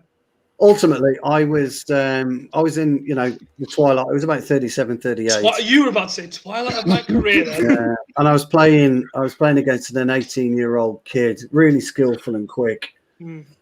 And he absolutely, after the first 10 minutes, he absolutely fucking destroyed me. Fucking did the odd step over, left me for fucking dead. I was scrambling to get back, and I couldn't catch him. They put a cross in, they score. And as he's coming back to me, he's like giving it the big and, try and catch up, old man, and all that kind of stuff. And I thought, you fucking little twat, I'm fucking having you. And he was near me again for about 20 minutes. And his missus was giving me, fucking laughing at me and all her friends because they were his side, our side of the pitch. Anyway, maybe about 10 or 15, 20 minutes, I don't know. Later, he starts coming at me again, and I'm just praying he gives me that fucking inch. I just need an inch. Anyway, he starts doing all this step overs, and sometimes you can get the back of your studs caught under the ball. and it just releases it slightly. Oh, As sorry, soon I just saw the comment. Carry on. As soon as he did it, bang! I fucking hit him so fucking hard. I flicked straight it, hit him. The ball kind of like tumbled. He kind of tumbled over me. The ball like tumbled, hit his missus in the face. It was a fucking 2-for-1 special. I was so happy. I couldn't believe my luck. And he's on the floor. He's on the floor rolling around. And I just get up. I lift him up by his collar. Old man, know my arse, and I dropped him, and I just fell back to the right. It sounds like something out of one of my Indian films. This. I didn't see it for the rest of the game, and I played at the end of the game, and I said, "Today, mate, I've taught you a fucking lesson. I've taught you a lesson." Hang on a minute. Ugly Bear's come in to help you out, Stu. Has he? Is the central point pin or shaft? Thanks, Ugly Bear. I knew you'd be there for me, Carl. You're always there. Oh, nice. Thinking what we're all thinking. This did not happen. Oh, it fucking did. Unfortunately, I'm clipping that, Stu. That is going straight away. Anyway, you know, and of always towards the end of this show, it becomes the Stu podcast of all his former footballing matches, and I think Stu would make an excellent podcast. You know, recalling all your famous glories on the football pitch. Has anyone else nearly battered somebody in a sporting environment? I didn't batter him. I just You know what the upsetting thing is? I can't even end the stream yet because there's about 20 people watching this shit. So I'm going to carry it on. All right, I'll share one. So I played American football, and I know you guys don't like talking about it, but if we're going to talk about battering somebody, this kid was coming. My team picked it off for an interception. All right, my guy was running back, and his team was trying to. The other team was trying to tackle him because he intercepted it, and he didn't. So one of the things we say in football is you got to have your head on a swivel, because if you don't, someone's going to come get you from somewhere. And he didn't have his head on a swivel, so he's running, and I see him. I'm like, oh, he's running right to me, and I was like, all right, well, I'm not going to be a dickhead and like run full speed at him. So I just waited, and he kept running right to me. And as soon as he got to me, I just stepped in and lowered my shoulder and lifted into his chest. Nice. All you heard was the sound. I think my guy got tackled on like the 10-yard line, so we didn't score.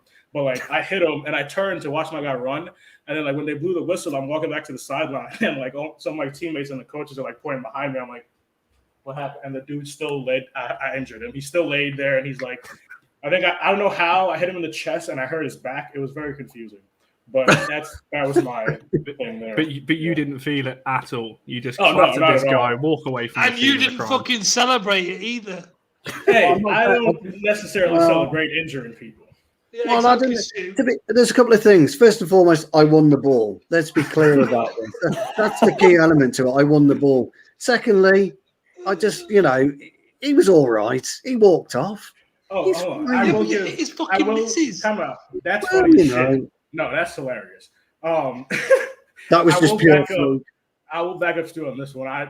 This is the center back thing. I love slide tackling the shit out of people. Like I've had people fly over my fucking head. The shit is great.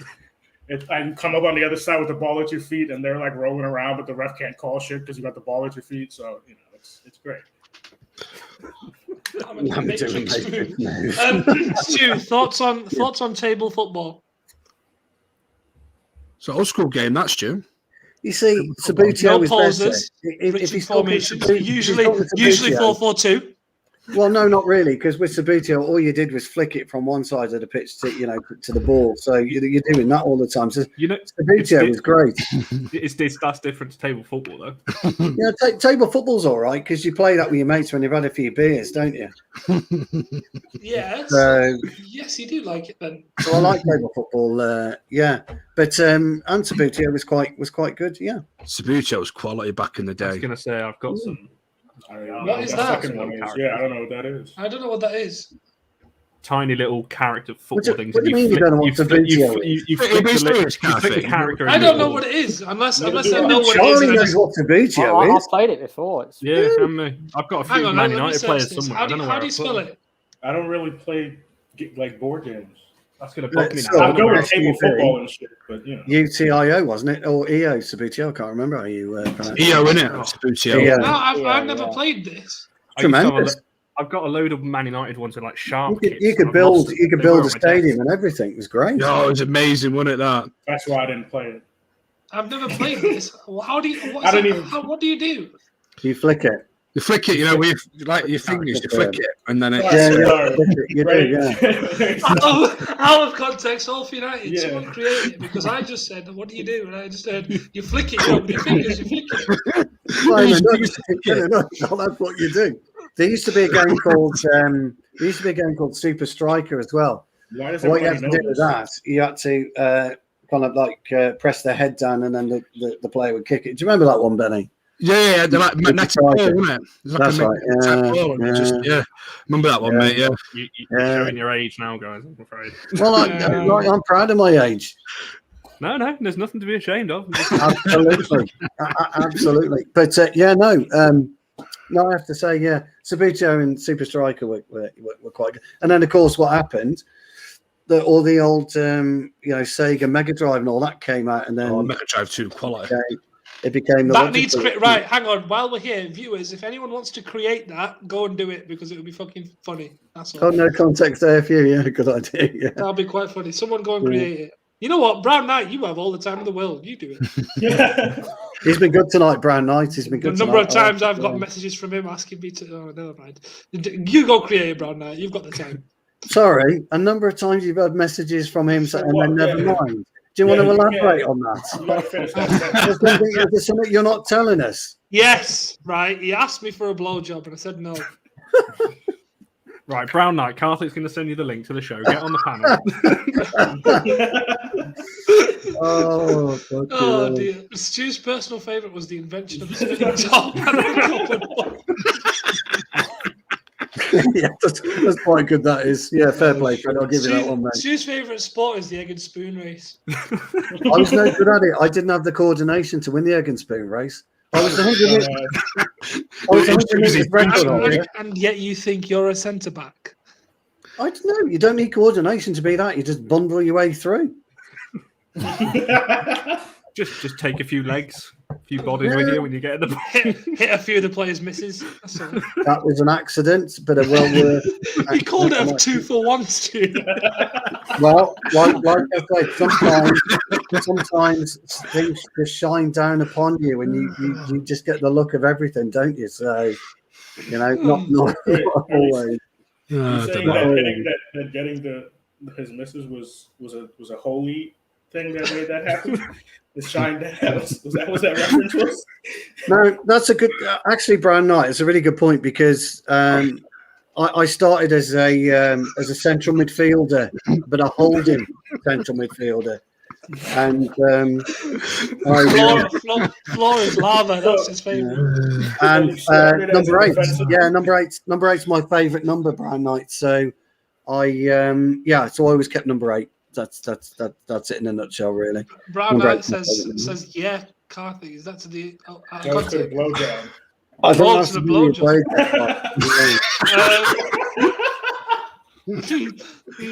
No, I don't need that. Anyway, I don't want that. So you started in a pivot. No, I was the only holding player. So that's not a number 8 then. Lone CDM. No, I was just saying it was my favourite number. So you're saying you were the regista. It was I was a CM, a central midfielder. It was my favourite number 8. What kind of central midfielder? Were you an advanced playmaker? No, I was an enforcer. Ball winning. Or were you a ball winning midfielder? I was a or ball were winning you carrier. a box to box midfielder? I scored. Or were you a deep lying playmaker? I'd score between 8 and 10. If so, what duties would you have? Would you be on a support duty? Would you be on an attack duty or an automatic duty? Is he being a coach here? Is this what's happening? Yeah. So normally, basically, what would happen is there'd be a few minutes gone in the game, and our skipper would identify. Were you a half-back? Were you an anchor man? No, I wasn't really. I suppose an anchor kind of player. Oh dear. Yeah. Kind of, I guess. Or were you a defensive midfielder? Well, that is a fucking anchor man, isn't it? I mean, for God's sake, it is. It's That's not. what an anchor man is. You anchor the midfield. Or were you a defensive midfielder but in a ball-winning role? Next. Next. There we go. I've got a comment actually, or a question for the people in the comments.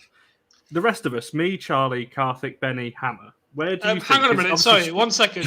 Stu is going to do nothing to my ass. Carry on. Very simple question. Where do you think, if all of us played football, obviously Stu's a centre back, where do you think the rest of us would play? Let me answer that then. So I'm going to go with. If you were picking another six, Karthik left-sided. I'm not So he's out the way.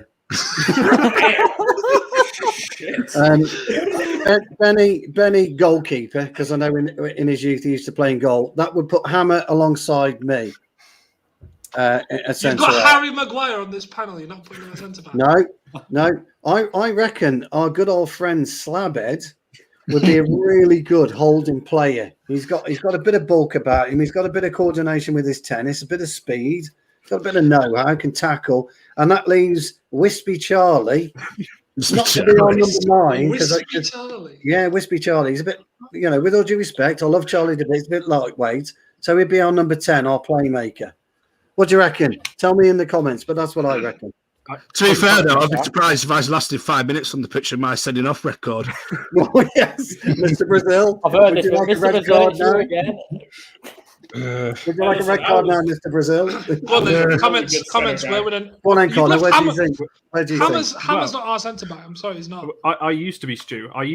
You are right. When I used to play when I was younger, early teenage, I used to be CDM or right back. I was versatile.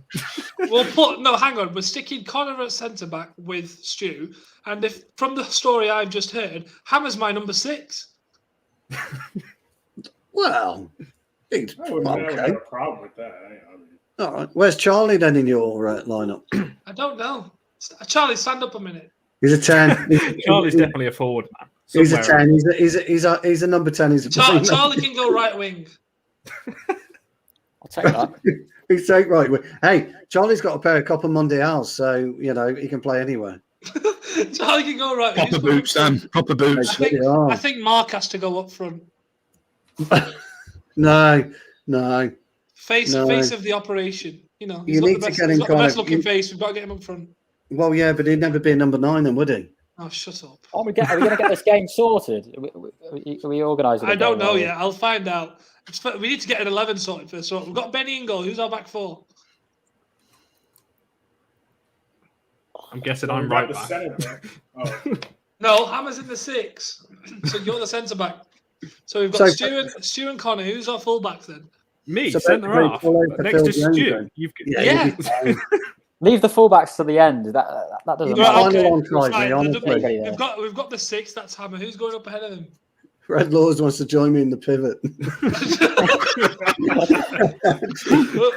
we're playing a single pivot, so we don't need a double pivot. Who's going to be in the 2-8s? Forgot Ben Pearce. I reckon James. I think James would be a good midfielder. James in the 8. Yeah, I think James would be. I used to play in the 8. We need really. Yeah, I played everywhere apart from left back. Were you 2-footed then? No. Well, yes, I am because both my feet are shit. Well, what are you doing playing in the 8 then if you're not 2-footed? What do you mean? I don't have to be 2-footed if I'm in the 8. I'll play one side of the 8. It fucking helps being 2-footed. You need to be 2-footed in the middle. Oh, it's fucking 1 foot nonsense. You got to be 2-footed in there. You all 2-footed, by the way. Can you play with both feet? Yeah, I can. Yeah. I'm only left-footed, me. I will admit that. I can't imagine you being a left hooker, Benny. I am a left-hooker, mate. I'm left-handed and left-footed. I can't imagine you being a left hooker. Benny has a normal good job. He doesn't need to be doing that. Who's on out of context AFU, by the way? Someone clip that. That's brilliant. That is. I'm left-handed but right-footed. I say to I drilled it into my lad ever since he was 8 is to play with both feet. Always be trying to Sorry, just do it. Who is this Gary? Who is that? Someone said I look like somebody, and I don't know who it is. Gary Birtles. Birtles. Good strike. Get Gary Birtles up. Brilliant. Do a side by side with Connor with Birtles, yeah. What? That's a Hang on, great let me shout, find it. that is. Let me find Nothing it. like him. Oh, hang on. I've actually found it. To be fair, I tell you, it's a good shout, that, isn't it? when he's clean shaven, he looks like Harry Maguire. But right now, he does look like this It's guy. a good shout, this is, Connor. Hang You on. remember Gary Really? Birtles, don't you? Can't be downloaded securely. Why? Don't you remember Hey, Gary why don't you Birtles? look it up, man? Yeah. What's that you want to know, Cal? You from the right name? I have to, yeah. I've got the wrong. Why is he bald and why is he really muscly? Sorry. Anyway, Gary Birtles, that's a brilliant I shout. that is. can't be asked finding him. So I look nothing like him. I'm not sure about that. Who's the best two-footed player in the Premier League era? Rojo. No, I'm just kidding. That's a Lee good question. Catamol. that is. We get them all. Lee That's a Catamol. good question. Titus Bramble. Why do you think my internet's so shit? that's fine. But you know what? That's a really good question, that. Not gonna lie, I'm actually gonna say I might say De Bruyne. You know, I in might the go Premier for. League era. Do you know I might think go De for Bruyne. Ballack? I might go for Michael Ballack when he played for Chelsea. I look decent. Yeah, and he was a good two-footed player, Ballack. Yeah, I might go for that. It's a good question, that is, to be fair. Good question. Mason Greenwood could be a great two-footed player in the future. Oh, Great Benny, number 9. please tell me you didn't do that. He definitely will try his Please tell me you didn't. He's not said no either. Benny, please tell me you didn't wear trackers. Oh, the trackers only go. I have got goalkeeper trousers. Have you got goalkeeper? I wasn't the goalkeeper. You've got goalkeeper. Hang on a minute. Hang on. You know when you Hang on. play 5 or 6. You know when you play 5 or 6 on the side, and you're on the old AstroTurf. You know, I've got tattoos on my knees. Nice. So goalkeeper. How many football shirts do you own there, Billy? Too many, mate, to count. Ben was a baseball cap goalkeeper. Yes. Actually, I was a bit of a Dino Henderson. He was, Billy. You could just tell. Especially when the sun's shining in your face. Yeah, Rooney was famously only one-footed, so no. Somebody said Mason Greenwood. I tend to agree with that, but I think why there's still 15 of you watching this? I need to end it. I think Ballack for me, definitely. Who do you reckon, Connor? Two-footed player. Me, like I said, I think De Bruyne. If you go in Premier League era, I can't think of anyone else. Ballack. A lot of Chelsea players, to be fair. Lee Catamol. Morton Gams Penniston. Yeah, that's an interesting shout. The old Blackburn. He was a decent player. I thought. I used to like Morton Gams Penniston. Me. We were linked with him, weren't we, before we went to Blackburn? If I remember. Oh, Charlie's had enough. I need to rattle Connor before we end this. Before we end this stream. So, Connor, what are your opinions on Mercedes? Do you know what? And I'm going to bring up a quote. This came up on my Twitter the other day, actually. So, quite ironic. Everyone's been having a go at Red Bull, right? The last few weeks. Oh, they're complaining about Mercedes. No one said anything about Red Bull. Yes, they have. You especially. I've said nothing about them. Saying they're a bunch of whiners. Oh, accidents happen in F1. I called you a whiner. Lewis Hamilton, Canada 2018, famously in a press conference called You out are Ferrari. Freddie. You are Freddie. Called out Ferrari, saying, "Oh, it might be done on purpose because they've taken us out of 2 races in a row." Well, why is it okay when Hamilton does it, but when Red Bull are doing it, it's a fucking problem? There's a question for you. Connor, do you want to know? Connor. I'd hate for you to watch me play Formula One because the number of overtakes I do, you'd be going, "Oh, don't do that." No, I'm all That's for dangerous. Connor, do you drive, mate? You drive, don't you? What car you got? Do you know what's bad? I'm actually thinking of a Mercedes. Mercedes, wasn't it? Yeah. Which one are you thinking? The new C class? No, so I've got a Leon FR at the minute, Seat Leon FR, which is quite good for me. But no, I'm driving a either an A class or a CLA. I don't know. I've got an A6 and I've got an FR as well, a Leon FR. But I've got the DSG box. Oh yeah. Which Good is car. rapid, absolutely rapid. And the interesting thing is, it's the same configuration as my A6 with the gearbox and everything. Exactly the same configuration. There you go. Oh, Go on, Carthag's face then. I love There you it. go. There's a question. And what car does everyone drive on the panel? Someone's just asked it. Actually, there we go. Yeah. There you go. What car does everyone own? Go on, Benny. Well, you know, good old Citroen C3, you know. Diesel, nice car, gets me about. I don't need nothing flashy. I'm not a flashy person. Hammer, what do you drive? Nissan Rogue. Nice. Stu's just not told old us, enough, and yeah, Charlie's not old enough to drive. Oh, I am old enough. No, you're not. You're 12. No, you're not. You're 12, Silverbridge. I looked at Jarvis has got a Tesla Model 3. I did look at one of those, but in the UK, so certainly where we live, I don't know what it's like for you, Connor, but electric cars, it's just not feasible. It's just not. For me, there's one charging station like 10 miles away, and the next one's 25 miles away. There's literally no point, or not yet. Anyway. How old's your FR? I got a real steal on mine. I only paid about 19 grand for it. I got a 20 plate one. I just want the second car. It's a fucking brilliant thing. Right, I need to wrap this up because Connor. Fantastic if I drive a forklift. Yes, I've got a forklift license, so I do. Get it in, Benny. Well done. Can I drive your forklift? Just before you end it as well, Charlie, you never said what do you drive? Oh, Nissan Micro. Hey, there's nothing wrong with a Micro. It's a muddy car. Quick, someone find out what car Mark Goldbridge drives. Jarvis has got the top of the range Tesla 3 in, and he's got the S, the performance thing, by the looks of it. 500 kilometers range. So, what's that in Albany? 350, 375? We know the Christmas party's on then. Yeah. Karthik and his what innuendos? I've said nothing in the last 5 minutes. I think the forklift thing. What? The forklift. I just said, can I drive your forklift? Where's the Benny, I'm innuendo? glad you got that in, Benny, because I'll tell you, a forklift driver, top draw, mate. Tough. Exactly. Tough going, Another forklift. Yeah, so why are you calling him a hooker? forklift as well? So why are you calling him a sex worker then, Stu? Hey? When did I do that? You called him a hooker. No, left hooker. Oh, all right. Yeah, left footer, left hooker. He knows what I meant. What you do. I know what you meant. He knows. Even Armin knew what I meant. That shit was still funny though. Shut up, Stu. Right. We've been going on for far too long. This is possibly the longest episode of All Fear Night Uncut, and that's because of you in the comments. I need another goal pass. Thank you, guys. So thank you, everyone, for joining us. Very nice engagement. Before we go, predictions for Saturday, pal. Saturday. Go. Are we going in order? Benny, Hammer? Who fucking cares? Just say it. 3-0 United.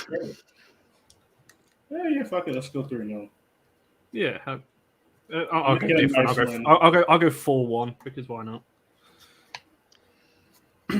There's still two of you, so what are you waiting for? Well, wait for Charlie. I'm going to go for Come on, Mark. 5-2 to United.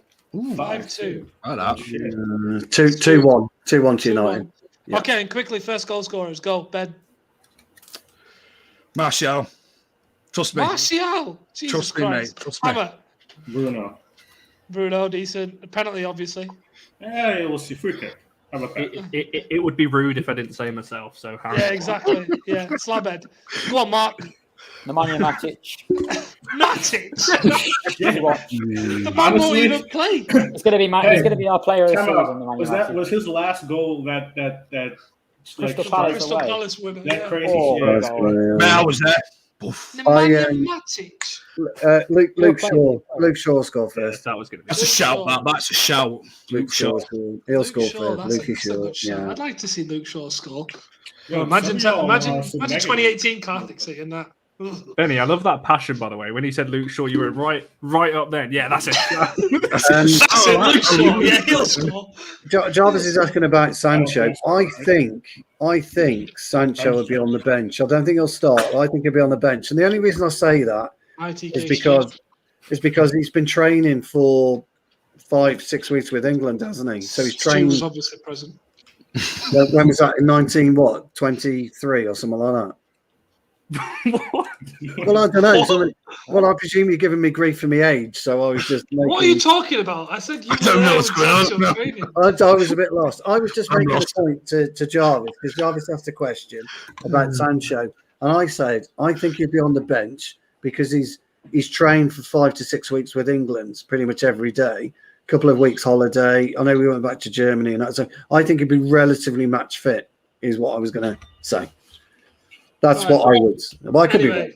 Anyway, we're all looking forward to the start of the season. There's a Leeds preview coming up this week. I'll be hosting that on Thursday night, so make sure to join us for that. Obviously, more content coming along the way. Benny's got a pre-season roundup on Tuesday, and we'll be discussing Donny van de Beek possibly being his breakthrough season this season. Very interesting. Put on a little weight there.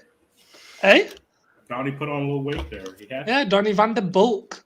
Donny van de Hench. Donny van de Hench. Donny van de Hench.